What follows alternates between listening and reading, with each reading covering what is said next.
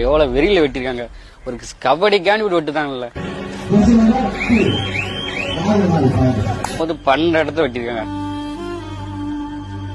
நார்மலா எஞ்சி நிக்க 1 வருஷம் ஆயிரும். நான் தாழ்த்தப்பட்டவங்க நல்லா விளையாண்டாலும் பிடிக்காது, நல்லா படிச்சாலும் உங்களுக்கு பிடிக்காது.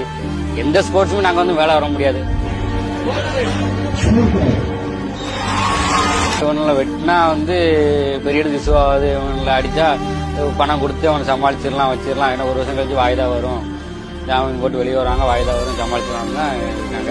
பெரிய தலைவராக வந்து பார்த்து பையனை காப்பாற்றி கொடுத்தாங்க.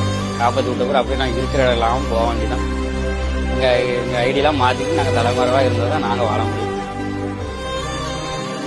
அதெல்லாம் தாண்டி வாழணும். எப்படி வாழ போகிறோம், எப்படி கல்லை போகிறோம், பயம் வரட்டும். போற என்னடா வாழ்க்கை.